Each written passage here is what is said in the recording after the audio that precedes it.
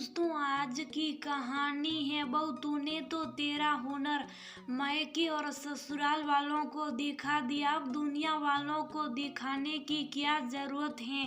दोस्तों, कहानी शुरू करने से पहले अगर आपने चैनल को सब्सक्राइब नहीं किया हो तो कर लीजिए ताकि आपके पास पहुंच सके हर नया वीडियो।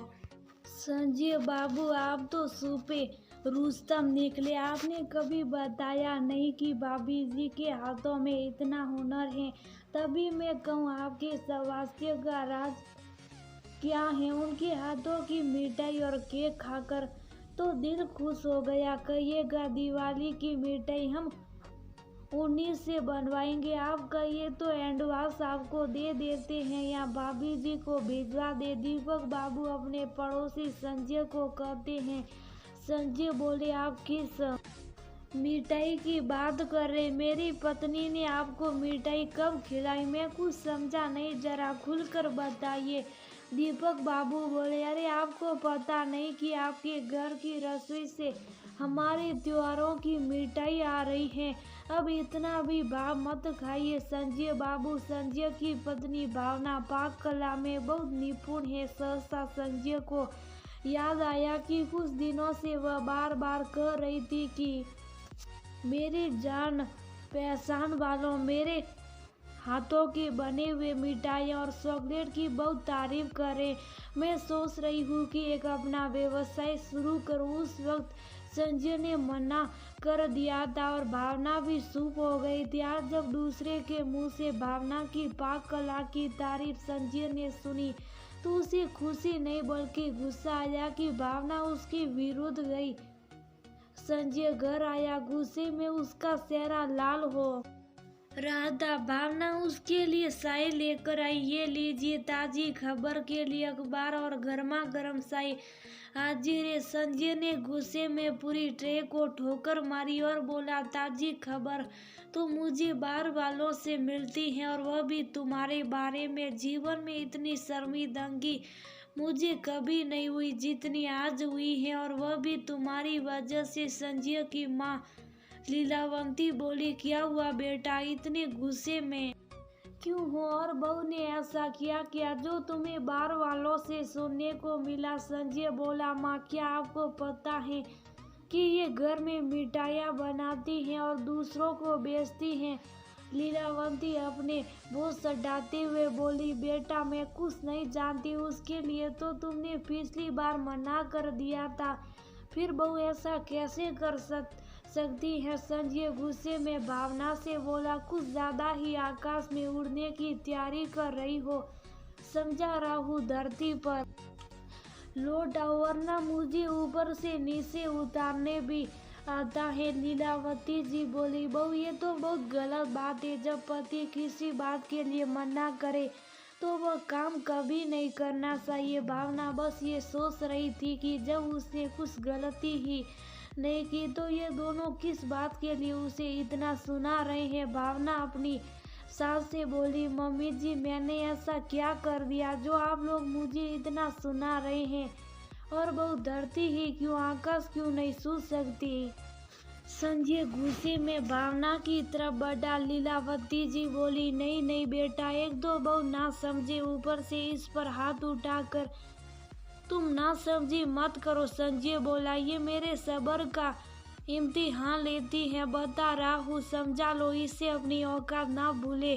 अगर यही सब करना था तो कहती अपने बाप से किसी हलवाई या बावर्ची के घर में शादी कर देते। क्यों आई मेरी घर में? भावना बोली, मेरे बाप ने तो ये देखकर शादी की थी कि पढ़ा लिखा और समझदार परिवार है। उन्हें क्या मालूम था कि आप लोगों की मानसिकता ऐसी है कि अपने बेटे को बढ़ावा दे सकती है, परंतु अपने ही घर की बहू को चार दीवारी के अंदर बंद करके रखना चाहती है। मिठाई बना बना कर आप लोगों को और आपके संबंधियों को बांटूं तो बहुत अच्छा, परंतु उसी को अगर मैं अपनी खुशी के लिए अपना व्यवसाय बनाऊं तो तकलीफ होती है। आखिर क्यों?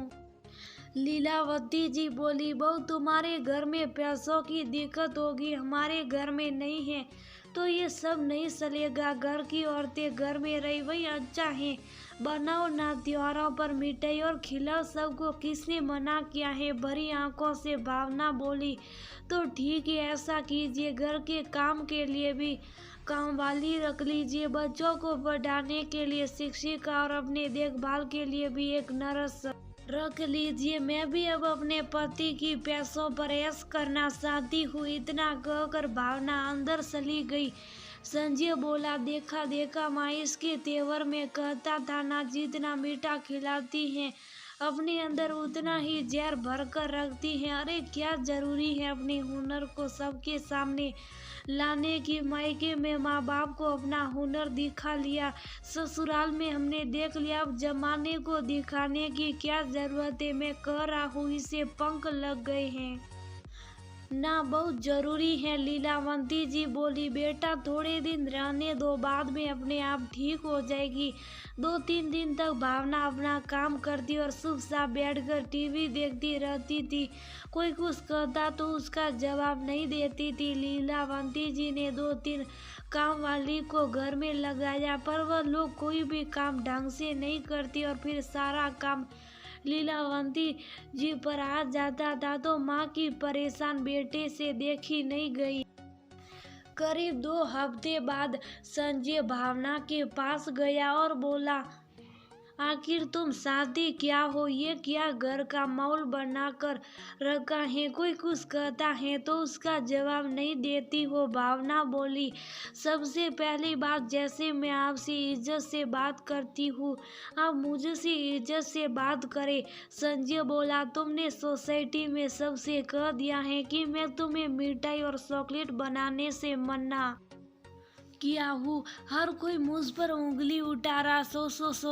सोसाइटी के सेक्रेटरी ने बुलाकर मुझे कहा कि आपसे विनती करता हूँ कि अपनी पत्नी को काम करने दीजिए। अब क्या यही सब देखने के लिए बस गया है? घर का काम तुम करती नहीं हो और बाहर वालों के लिए तुम मिठाई बनाओगी। भावना बोली, मैंने जाकर उनसे शिकायत नहीं की, बस उन लोगों ने मुझे मिठाई और चॉकलेट के लिए कहा। तो मैंने साफ शब्दों में कहा कि मेरे पति और मेरे सास को मेरा ये काम पसंद नहीं है। जहाँ तक घर की बात है, घर का काम तो मैं पहले भी करती थी, पर आपको पसंद नहीं आया। आपने तो कहा मैं धरती पर रहूं, आकाश में ना उड़ूं। तो लीजिए, मैं घर में बैठ गई 2-4 दिन।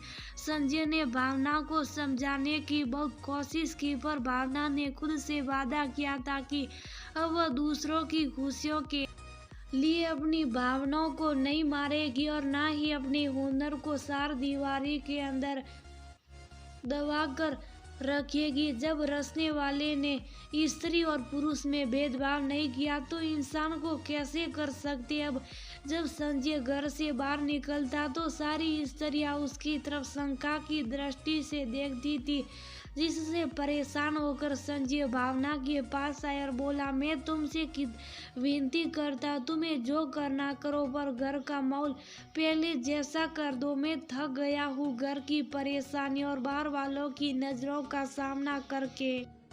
भावना बोली, मैं आपके साथ ऐसा व्यवहार नहीं करना चाहती थी, पर आपने मुझे मजबूर किया। मैंने हर परिस्थिति में आपका साथ दिया, पर आपने मुझे हमेशा दबाने की कोशिश की। आप ये भूल गए कि आपका ऐसा व्यवहार देखकर मेरे बच्चों पर गलत प्रभाव पड़ रहा था। कल को मेरा बेटा अपनी पत्नी के साथ ऐसा व्यवहार करता और मेरी बेटी जिस घर जाती वह दबा कर रहती।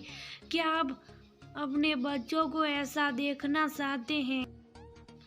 संजय को एहसास हुआ कि वह अपनी पत्नी को दबाकर अपने ही घर का बुरा कर रहा था।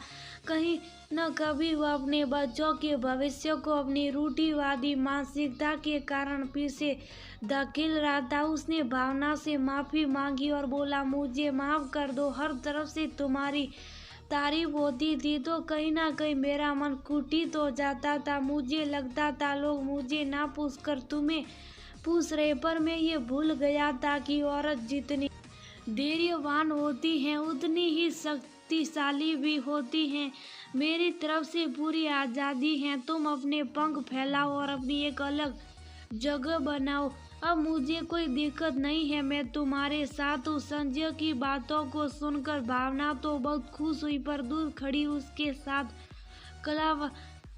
लीलावंती मुंह बनाकर बेटे को बोली, आखिरकार तुमने बीवी के आगे घुटने टेक ही दिए। सोचो, जो औरत तुम्हें झुका सकती है वह घर को किस राह पर ले जाएगी। संजय बोला, माँ, ये पुरानी मानसिकता है कि औरत खुश करती हैं तो अपने पतियों को झुका आती हैं। मैं चाहता हूँ मेरे बच्चे अपनी माँ को देखकर सीखे कि अगर इंसान सही साथ ले तो कुछ भी कर सकता और अपने हुनर को उड़ान दे सकता। भावना अपने घर के साथ अपने हुनर को भी निखारती थी, जिसमें परिवार का पूरा साथ मिलता था। सोसाइटी वाले अब आए दिन संजय की तारीफ करते थे, जिसे सुनकर संजय को बहुत खुशी होती थी और वह कहते, पहले अपने नाम से जाना जाता था, अब पति के नाम से जाना जाता हूँ और को अपने बच्चों के नाम से जाना जाऊंगा। इससे बड़ी खुशी की बात क्या हो सकती है। दोस्तों, कुछ लोग ये समझते हैं कि अगर उनकी पत्नी उनसे कदम आगे बढ़ गई और पत्नियों की ज़्यादा तारीफ होगी और पति की इज्जत कम हो जाती है। ये तो गलत है। पत्नी के नाम से अगर पति जाना जाए तो इसमें क्या बुराई है। जहाँ अर्धांगिनी शब्द आता वहाँ तो हर चीज़ आधा आधा हो जाता, फिर खुशी और तरक्की क्यों नहीं।